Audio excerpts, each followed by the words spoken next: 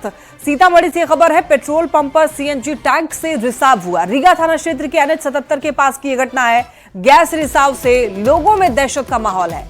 स्थानीय लोगों ने प्रशासन को इस बारे में सूचना दी है। देखिए, पेट्रोल पंप पर रिसाव की खबर मिल रही है।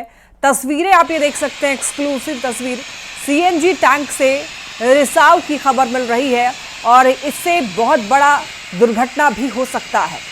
जो तस्वीरें आप ये देख रहे हैं, रीगा थाना क्षेत्र की घटना बताई जा रही है, जहां पर सीएनजी पंप से, सीएनजी टैंक से रिसाव की खबर। रीगा थाना क्षेत्र के नेशनल हाईवे 77 के पास की ये घटना बताई जा रही है। देखिए, क्षति तो कुछ नहीं हुआ है, रिसाव तो हुआ है, गैस लीक हुआ है, क्षति कुछ नहीं हुआ। तो इसकी सूचना प्रशासन को दी गई है? हाँ, बिल्कुल। ज्यादा जानकारी के लिए न्यूज 18 संवाददाता राकेश हमारे साथ जुड़ रहे हैं। राकेश, देखिए, यहाँ पर सीएनजी टैंक से रिसाव की तस्वीरें देखने को मिल रही है। फिलहाल पूरी जानकारी दीजिए। जी, मैं आपको बता दूं कि रीगा थाना क्षेत्र का यह मामला है और पेट्रोल पंप पे सीएनजी टैंक की भी व्यवस्था थी, जहां सीतामढ़ी में हाल के दिनों में कई पेट्रोल पंपों पर वाहनों के लिए सीएनजी की व्यवस्था की गई है और अचानक इसमें आग लग गई और आग कैसे लगी इसका कारण अब तक स्पष्ट नहीं हो सका है। और इसी बीच अफरा तफरी का माहौल कायम हो गया। लोग पेट्रोल पंप छोड़ के भाग खड़े हुए और स्थिति ये बन गई कि स्थानीय प्रशासन को हस्तक्षेप करना पड़ा और अग्निशमन की टीम को मौके पर आना पड़ा और उसके बाद से इस पर काबू पाया गया। हालांकि किसी तरीके की जान माल की इस घटना में क्षति नहीं हुई है और फिलहाल स्थिति सामान्य है। जी, तो ये किस लापरवाही की वजह से हुई है? कैसे वहां पर आग लगी, राकेश? अब तक इसकी जांच नहीं हो सकी है। जो पेट्रोल पंप के संचालक है वो इस मामले में कुछ भी बोलने से साफ इनकार कर रहे थे और आग किस तरीके से लगी है यह भी जांच का विषय है। और जो इस मामले को लेकर जो प्रशासन के अधिकारी हैं उन्होंने भी कहा कि स्थिति कब तक स्पष्ट नहीं होगी, आग कैसे लगा है इसकी जांच कराई जा रही है। जी, चलिए, ठीक है, बहुत धन्यवाद आपका इन तमाम जानकारियों के लिए, राकेश। और अब बात करेंगे बाहुबली विधायक अनंत सिंह की। बाहुबली नेता अनंत सिंह को कोर्ट से एक बड़ा झटका लगा है। पंचमहला फायरिंग केस में अनंत सिंह को जमानत नहीं मिली है। रिजर्व ऑर्डर में कोर्ट ने बेल देने से इनकार कर दिया है और जेल से बाहर निकलने के लिए अब क्या अनंत सिंह के पास आगे का रास्ता है, इस रिपोर्ट के जरिए आप समझिए।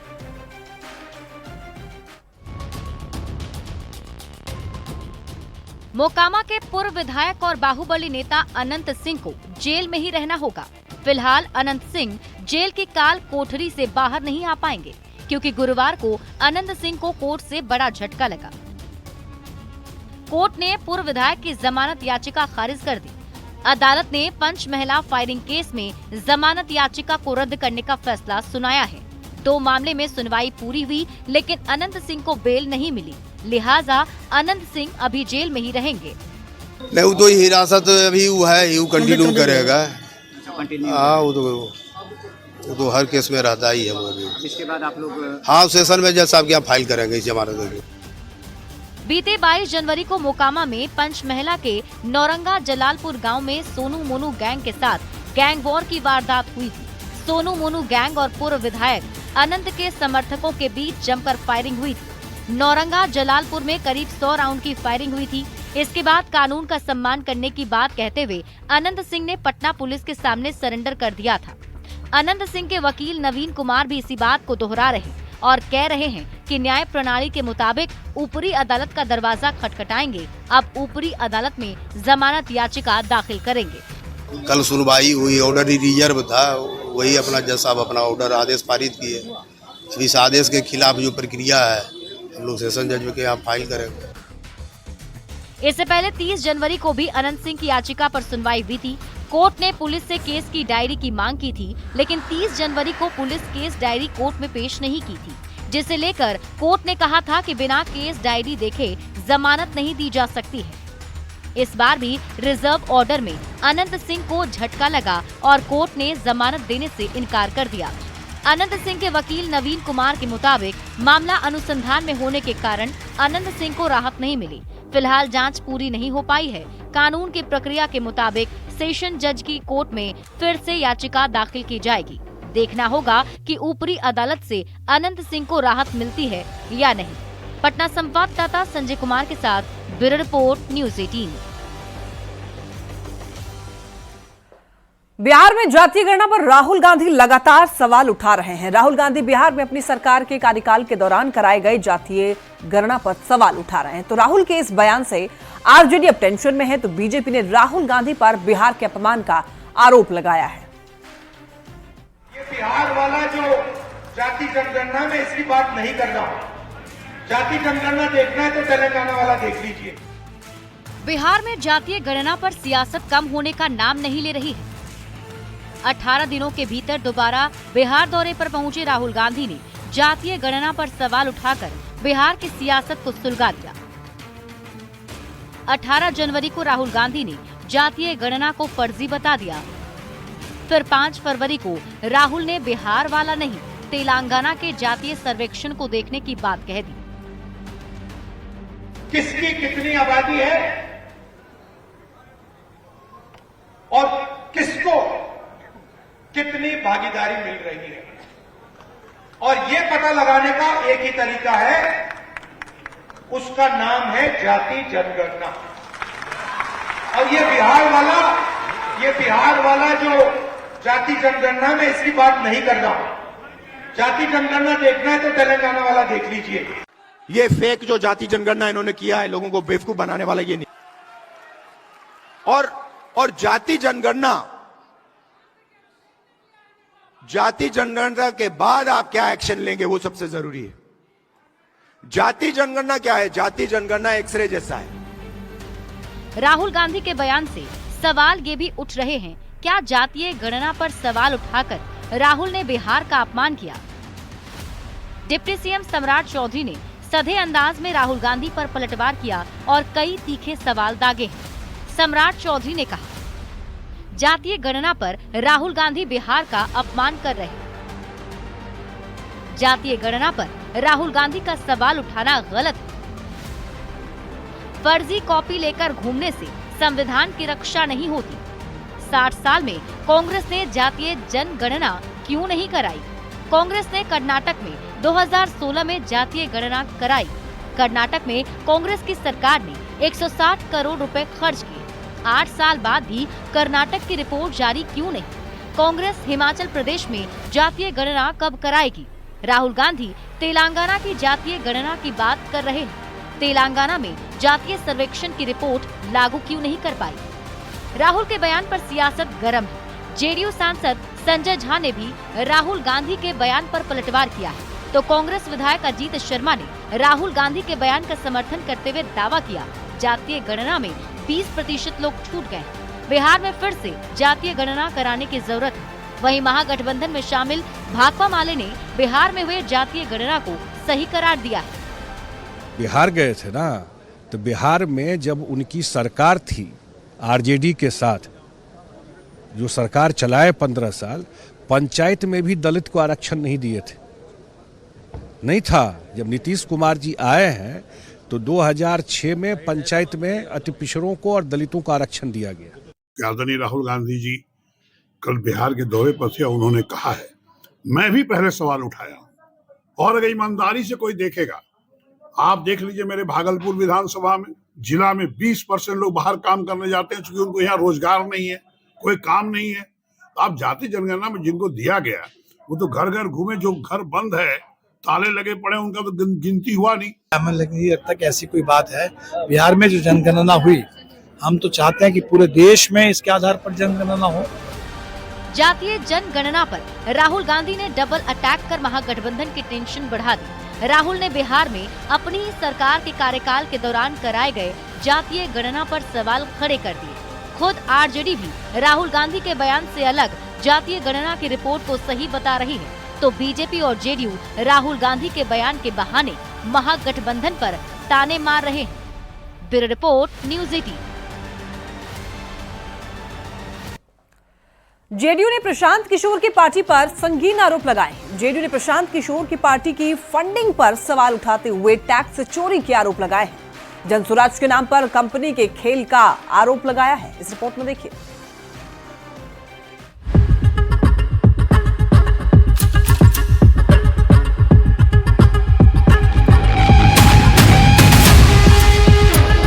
राजनीतिक रणनीतिकार बने कंपनी राज के खलनायक प्रशांत किशोर की जनसुराज पार्टी पर जेडीयू ने बड़ा हमला बोला है।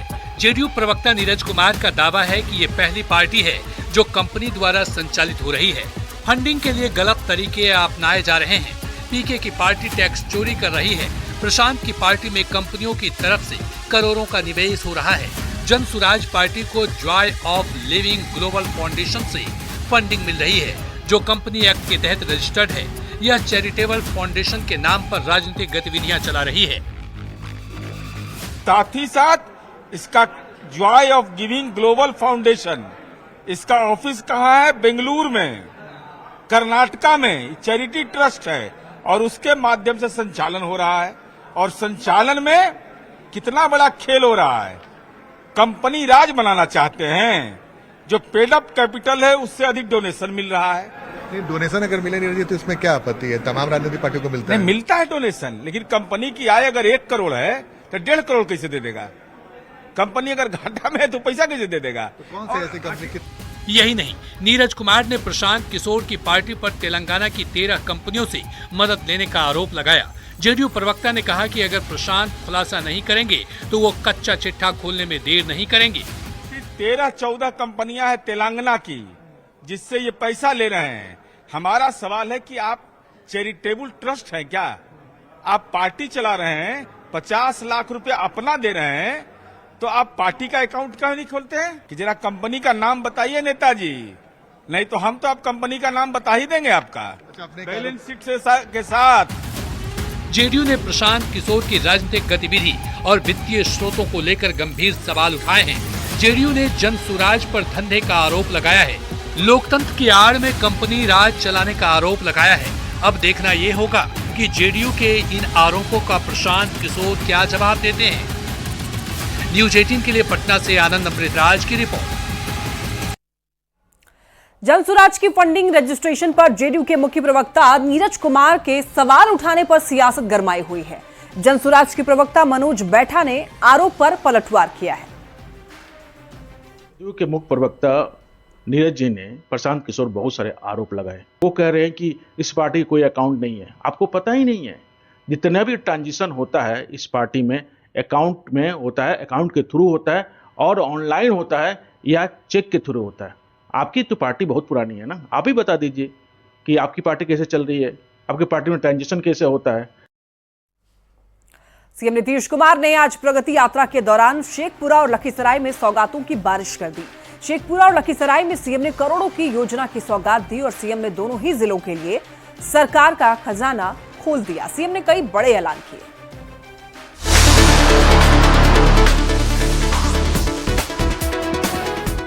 मुख्यमंत्री नीतीश कुमार की प्रगति यात्रा का कारवां शेखपुरा और लखीसराय में था। सीएम नीतीश ने दोनों जिले में सौगातों की बारिश कर दी। सबसे पहले सीएम नीतीश कुमार शेखपुरा पहुंचे। घाट कुसुम्बा प्रखंड के गग्गौर गांव में नीतीश कुमार का मुख्य कार्यक्रम था, जहां सीएम ने करीब 150 करोड़ की योजनाओं की सौगात दी, जिसमें कई योजनाओं का शिलान्यास और उद्घाटन शामिल रहा। मुख्यमंत्री ने इस दौरान विकास कार्यों का भी जायजा लिया। जीविका दीदियों के स्टॉल को देखा, उनसे संवाद किया। इसके अलावा जल जीवन हरियाली योजना की समीक्षा के साथ खेल का मैदान का भी उद्घाटन किया। कायाकल्प हो गया। आज देखिए बच्चे जितना दक्षता से कंप्यूटर सीख रहे हैं, उनके अंदर जो कलात्मक क्षमता है उसके विकास का अवसर मिल रहा है। ये सब समझिए कि क्रांतिकारी योजना है जो पूरे गांव घर का स्वरूप बदल। प्रगति यात्रा के दौरान सीएम ने शेखपुरा के लिए कई बड़े ऐलान किए। शेखपुरा में मटोखर दह को पर्यटक स्थल के रूप में विकसित किया जाएगा। बरबीघा में सामस विष्णु धाम मंदिर परिसर का सौंदर्यीकरण होगा। तोथिया पहाड़ मोड़ से कुसुम्भा वाया मटोखर दह तक बाईपास का निर्माण होगा। जखराज स्थान से हुसैनाबाद पथ तक बाईपास का निर्माण होगा। शेखपुरा में प्रेक्षागृह का निर्माण किया जाएगा। मिर्जैन नहर और तेऊसाइन शाखा नहर की लाइनिंग होगी। नेमदारगंज से रमजानपुर तक सड़क का चौड़ीकरण होगा। शेखपुरा और चेवाड़ा प्रखंड में प्रखंड सह अंचल कार्यालय भवन का निर्माण किया जाएगा। शेखपुरा के बाद मुख्यमंत्री की प्रगति यात्रा का कारवां लखीसराय पहुंचा। सीएम ने यहां पर 444 करोड़ 96 लाख की विकास योजनाओं की सौगात दी। सदर प्रखंड के बालगुदर गांव में मुख्यमंत्री ने 183 योजनाओं का उद्घाटन और शिलान्यास किया, जिसमें पथ निर्माण विभाग की 5 महत्वाकांक्षी योजना भी शामिल है, जिसकी लागत करीब 259 करोड़ रुपए है। सीएम ने किऊल नदी पर बनने वाले पुल का भी शिलान्यास किया। लखीसराय के लिए सीएम ने कई बड़े ऐलान किए। पचना से नालंदा के सरमेरा तक ग्रीन फील्ड सड़क का निर्माण किया जाएगा। सतसंडा पहाड़ पर पर्यटक सुविधाओं का निर्माण एवं विकास होगा। लाल पहाड़ी पर ऐतिहासिक स्थल को संरक्षित किया जाएगा। अशोक धाम परिसर में पर्यटन सुविधाओं का निर्माण एवं विकास होगा। सिरखिंडी ग्राम में ग्रिड सब स्टेशन का निर्माण कराया जाएगा। बढ़हरिया नगर परिषद में ग्रिड सब स्टेशन का निर्माण होगा। बढ़ैया के BMN कॉलेज घाट से मराची तक ग्रामीण सड़क का चौड़ीकरण होगा। लखीसराय में नए प्रखंड सह अंचल कार्यालय भवन बनाए जाएंगे। पीपरिया रामगढ़ चौक चानन में प्रखंड कार्यालय सह अंचल भवन और आवासीय परिसर का निर्माण होगा। शेखपुरा और लखीसराय के लिए सीएम नीतीश ने सरकार का खजाना खोल कर रख दिया। सीएम ने दोनों जिले के लिए बड़े ऐलान कर लोगों का दिल जीत लिया है। प्रगति यात्रा के दौरान सीएम नीतीश के तोहफा देने का सिलसिला बदस्तूर जारी है। न्यूज़ 18 के लिए शेखपुरा और लखीसराय से शैलेंद्र कुमार की रिपोर्ट। दरभंगा से भी एक बड़ी खबर सामने आ रही है, जहां पर दिघरा गांव में बुधवार देर शाम मूर्ति विसर्जन के दौरान हुए विवाद का एक वीडियो सामने आया है। और जानकारी के मुताबिक सरस्वती प्रतिमा विसर्जन को लेकर के दो पक्ष में हिंसक झड़प हुई, जिसमें 12 से भी ज्यादा लोग घायल हो गए और घायलों में 5 महिलाएं और एक युवती शामिल है। सभी को इलाज के लिए DMCH के इमरजेंसी वार्ड में भर्ती कराया गया है। तस्वीरों में आप ये देख सकते हैं कि लोग किस तरह एक दूसरे पर लाठी डंडे बरसा रहे हैं और जमकर पथराव भी यहां पर हो रहा है। तो ये वीडियो वायरल है मारपीट का। मूर्ति विसर्जन के दौरान विवाद हुआ था और विवाद के बाद ही यहां पर लाठी डंडे चलने लगे, पत्थरबाजी होने लगी। इसका बाद वहां से झुक कर को आया यहाँ हमारा भाई को घर को पास हमारा भाई को घर को पास आया। उन लोग लड़ाई करने को लिया, उन लोग को प्लान बना हुआ था, इसलिए कर पूरा आ गया। हम लोग को बच्चा सभी तक जगह था, छिटक गया। कोई काम कर रहा था, कोई अपना घूमने चला गया। अब मानकर चलो उस सब के इकट्ठा बना रखा था पूरा। अब आपको बिहार के बारे में एक बेहद ही दिलचस्प जानकारी देने जा रहे हैं। क्या आप जानते हैं कि दुनिया की 1/3 डॉल्फिन बिहार में है। गांगे डॉल्फिन यानी कि गंगा में पाई जाने वाली डॉल्फिन सिर्फ भारत, बांग्लादेश और नेपाल में ही मिलती है। पूरी दुनिया में जितने डॉल्फिन हैं उसमें आधे से ज्यादा भारत में है और भारत में जितने डॉल्फिन हैं उसमें आधे से ज्यादा बिहार में है। बिहार में डॉल्फिन को बचाने के मद्देनजर लोगों को जागरूक किया जा रहा है, क्योंकि कहते हैं कि गंगा नदी तब तक ही है जब तक डॉल्फिन है। धीरे धीरे डॉल्फिन विलुप्त हो रही है। जब डॉल्फिन विलुप्त हो जाएगी तो गंगा नदी भी विलुप्त हो जाएगी। वहीं इसको लेकर राष्ट्रीय डॉल्फिन रिसर्च सेंटर के डायरेक्टर डॉक्टर गोपाल शर्मा का क्या कुछ कहना है, आइए आपको इस रिपोर्ट में सुनवाते हैं। महाकुंभ प्रयागराज में चल रहा है। गंगा में लोग डुबकी लगा रहे हैं, लेकिन राजधानी पटना की अगर हम बात करें तो गंगा पर संकट मंडरा रहा है, क्योंकि पिछले कई सालों के मुकाबले गंगा का जलस्तर धीरे धीरे कम हो रहा है और इसका एक प्रमुख कारण है डॉल्फिन।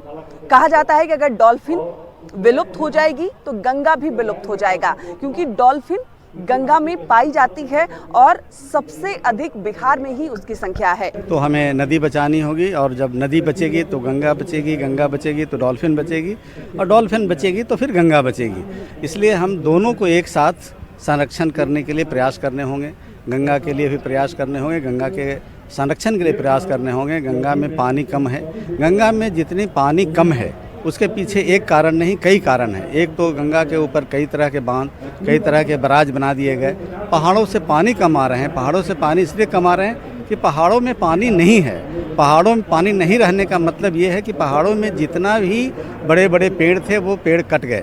लगातार काम भी चल रहा है, लोग मछली समझकर डॉल्फिन को मार भी रहे हैं, तो कैसे उसको कैसे बचाया जाएगा? हम मछुआरों के गांव में जा रहे हैं, मछुआरों के बीच एक हम संवाद स्थापित कर रहे हैं और आज से नहीं, ये कई वर्षों से हो रहा है। अब मछुआरों के बीच में ये जागृति पैदा हो रही है। मछुआरे जान रहे हैं कि ये गंगा का डॉल्फिन मछली नहीं है, ये स्तनधारी प्राणी है और ये राष्ट्रीय जलीय जंतु है। इसे हमें मारने पर कड़ी से कड़ी सजा होगी। जो मान्यता है, लोग ऐसा कह रहे हैं, इसीलिए डॉल्फिन को बचाना है और उसके मद्देनजर काम भी किए जा रहे हैं। विनीता मिश्रा, न्यूज़ 18 पटना।